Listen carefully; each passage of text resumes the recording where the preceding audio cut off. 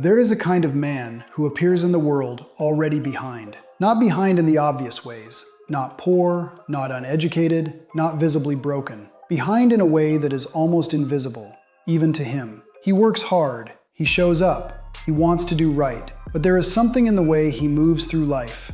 A hesitation at the threshold of hard decisions. A pattern of building things and then walking away from them right before they become real.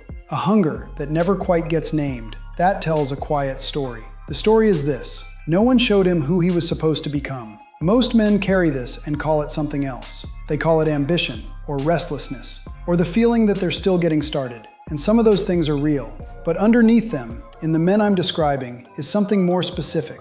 It is the absence of a transmission. The kind of transmission that a man is supposed to receive from another man, from a father, or a grandfather, or an uncle who took the time, that says, this is what a man looks like under pressure.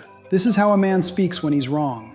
This is what a man does with his fear. This is what it means to carry yourself with dignity when it costs you something. Most men were never given that transmission. And the culture has almost nothing useful to tell them about it. That's what I want to talk about today. I remember a specific moment. I was 14 or 15. I had started on a path for my life, an unchangeable direction, a version of who I was trying to become. And it was starting to require something of me that I hadn't anticipated, a kind of settled authority, the ability to make decisions and hold them, to tell people difficult things without hedging, to walk into rooms where I wasn't sure I belonged and take up the space I had earned. And I froze. Not dramatically, not in a way anyone would have noticed from the outside, but I know what I felt, the absence of a real template. I had no internal image of what it looked like for a man to do what I was being asked to do. I had watched men perform with confidence. I had studied how men dressed and how they spoke, but the architecture underneath, the inner structure that allows a man to absorb pressure without collapsing, I had not been given that, and I had not yet built it.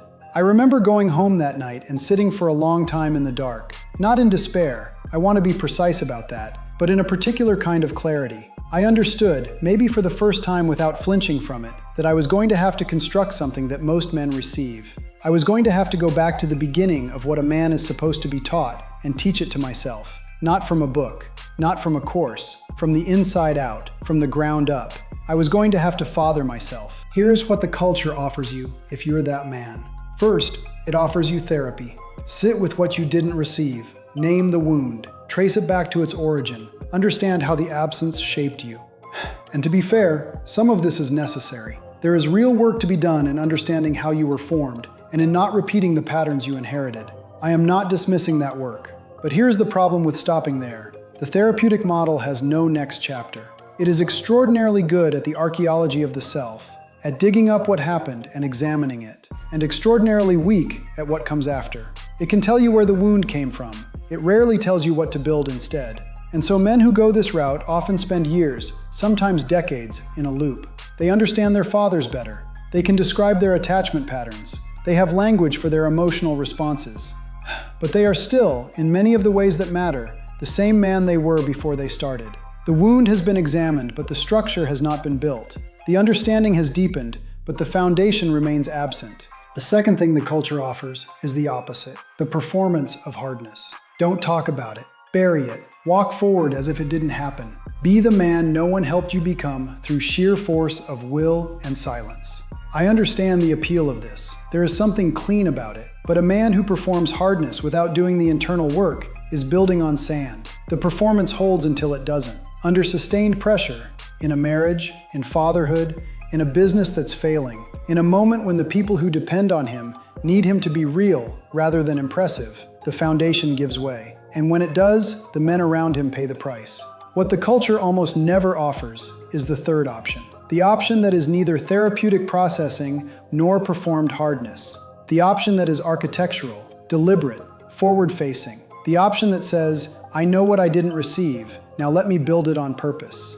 That option doesn't have a name in popular culture, but men have been living it since the beginning of time. It is the work of self-fathering. Self-fathering is not a metaphor. It is a practice, and like all real practices, it has a structure. The first thing a man must do is separate what happened from what he became because of it. This sounds simple, and it is not. It requires an honesty that most men avoid, because the honest version of this accounting is not flattering. You sit with the list of what you were not given, not to perform victimhood, You are not performing anything here, but to be precise. What was missing? Was it a model of how a man handles anger? A demonstration of how to keep your word when it costs you something? A standard for how a man treats the people who depend on him? An example of what dignity looks like under sustained pressure? Whatever it is, name it specifically. And then, this is the pivot that determines everything. You refuse to let the list become a verdict. What happened to you is one thing. What you do with it is another. The man who confuses these two things remains forever at the beginning of his story. The man who separates them begins to move. Then comes the harder work of building internal authority. Most men understand authority only as something received from the outside. Credentials, status, titles, the approval of people they respect. But that kind of authority is always borrowed. The moment the approving voices go silent, so does the confidence. What a man must build is the other kind, internal authority, which is constructed through one thing only, and that is integrity with himself. Not moral virtue in the abstract. Integrity in the specific daily sense. He says he will do something, and he does it. He makes a commitment to himself, even a small one, especially a small one, and he keeps it. He holds himself to a standard and refuses to compromise it when it becomes inconvenient. That option doesn't have a name in popular culture, but men have been living it since the beginning of time. It is the work of self-fathering. There is a reason the book of Proverbs opens with a father speaking to his son. Listen, my son, to your father's instruction, and do not forsake your mother's teaching. They are a garland to grace your head and a chain to adorn your neck. The image Proverbs gives us is direct transmission, a man passing what he knows into the next generation, deliberately, personally, face to face. It is the ideal, and Proverbs was written in full awareness of a world where that ideal often breaks down, where fathers are absent, where wisdom is not passed, where young men are left to navigate without instruction. What Scripture does in that gap is something profound. It does not simply mourn the absence of earthly fathers, it offers an alternative that never fails. Throughout Proverbs, the phrase that recurs, that almost structures the entire book, is this: "The fear of the Lord is the beginning of wisdom." I want to be careful here because this phrase has been emptied by overuse. What it means is not terror, it means orientation. It means standing in right relationship to a standard that is higher and more stable than your own preferences, your own moods, your own reconstructed sense of self. It means that the authority you are building is not something you invented, it is something you aligned with. For the man who grew up without a stable earthly father, this is not theology. It is structured.